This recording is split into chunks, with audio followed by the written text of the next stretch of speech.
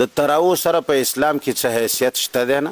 که دا مولایان ټول په تبخي باندې کینی او تبخي پسې لاندې نه اورم ورپسې کي چې ښه ګرم شي، بیا به هم دا ثابته نه کي چې رسول الله صلی الله علیه وسلم د الفاظو کې د تراویح لفظ قدر ښکاره کي.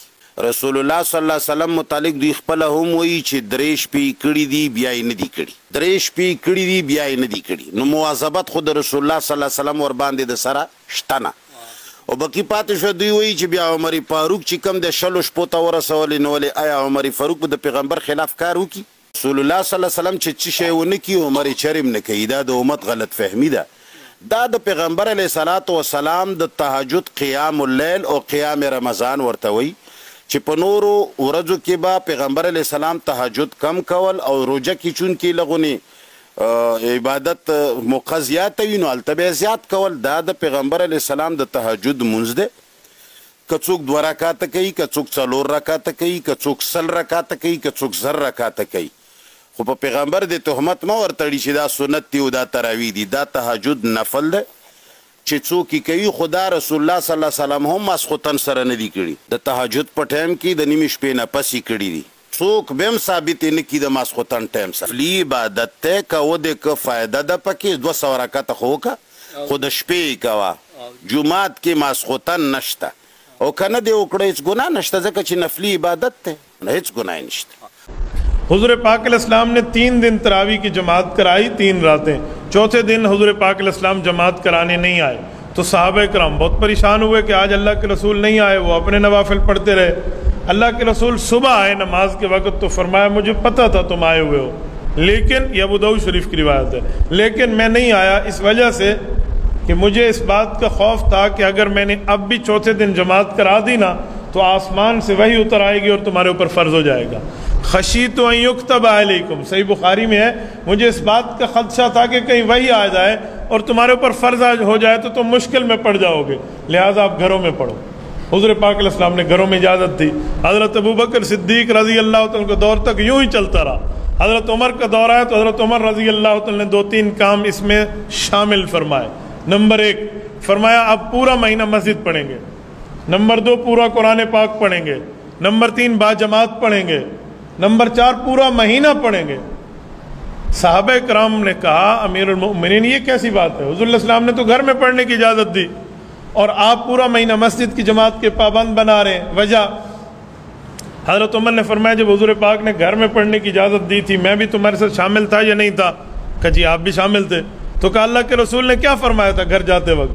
कहा हुज़ूर पाक ने फरमाया था कहीं तुम्हारे ऊपर फ़र्ज़ ना हो जाए, लिहाजा बेहतर है कि घर में जाकर पढ़ो, वही उतरेगी तुम्हारे ऊपर फ़र्ज़ हो जाएगी। तो कहा ठीक है। अब हुज़ूर पाक चले गए दुनिया से, पर्दा फरमा गए जी, पर्दा फरमा गए, वही ख़त्म हो गई जी, वही ख़त्म हो गई। कहा अब वही उतर सकती है? कहा जी नहीं उतर सकती। कहा यही तो मेरी दलील है कि हुज़ूर पाक ने इशारा दिया था जब तक मैं मौजूद हूँ और वही उतर रही है, घरों में पढ़ो, मैं दुनिया से चला जाऊं वही ख़त्म हो जाएगी और ख़त्म नबुव्वत होगी तो वही उतरेगी नहीं, फिर मस्जिद पढ़ते रहना। कहिए हुज़ूर पाक का इशारा था।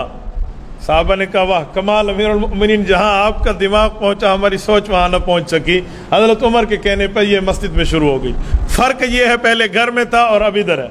ये है, ये नहीं है कि हज़रत उमर ने 8 को 20 कर दिया। बाबा हज़रत उमर शरीयत साज नहीं है, शरीयत पे आमिल है, शरीयत बनाने वाला नहीं है, शरीयत पे अमल करने वाला है। वो रकातों को बढ़ाए और घटाए क्यों?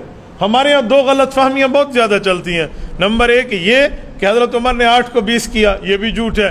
तो हमारे यहाँ ये उल्टी गंगा बह रही है, इस गलत फहमी को सही करने की ज़रूरत है। तो तरावी यूँ ही चली है। फिर सहाबा कराम के दौर से लेकर आज तक तकरीबन 1300 साढ़े 1300 साल होने को है, उम्मत आज तक तरावी पर कायम है। कम अज़ कम 20 रकात है और ज़्यादा फ़िक़्ह मालिकिया में तो 36 है। आप कहेंगे 36 कैसे है?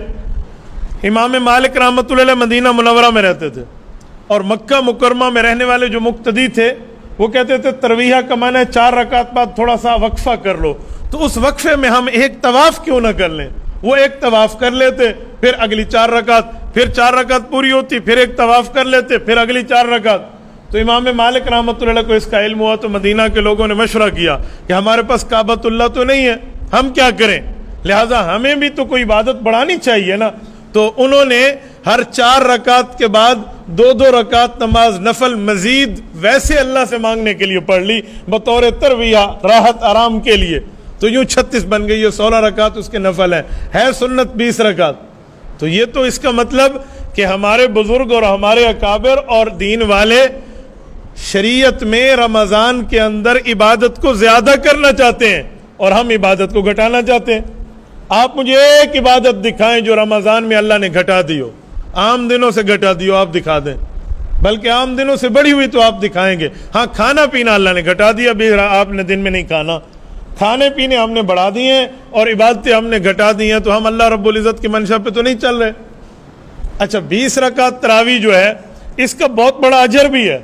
इसमें 40 मरतबा अल्लाह पाक को बंदे का वो कुर्ब मिलता है जो आम दिनों में नहीं मिलता। 40 मरतबा सजदा, कुरान करीम में है ना, सजदा करो और मेरे करीब हो जाओ, तो सजदे से अल्लाह का कुर्ब मिलता है और 40 सजदे इस 20 रकात में हमें मुयस्सर आते हैं। हजरत डॉक्टर अब्दुल हई आरफी अल्लाह इसकी कब्र पे करोड़ों अरबों रहमत नाज़िल फरमाए, बंदा एक सजदा करता है, झुकता सजदे में इसकी रूह को रब बुलंदी देता है, कहा ये 40 मरतबा पैकेज तुम्हें इस तरावी में मिल जाता है। बड़े बंदों की बड़ी बातें होती हैं। तो मेरे दोस्तों, ये हमें बिल्कुल मिस नहीं करना चाहिए और हम बाकायदा पढ़ें यत्तक़ून अला उसिय्यिहिम। इमाम मालिक फरमाते हैं सहाबा किराम में कुछ बूढ़े हजरात आते और अगर खड़े हो जाते तो खड़े होकर नमाज पढ़ते, वरना अपनी लाठी पर टेक लगाकर तरावी में ठहर जाते। हाँ, जब बिल्कुल बीमारी हो, बंदा न ठहर सके तो फिर बैठ के पढ़ने की भी इजाजत है।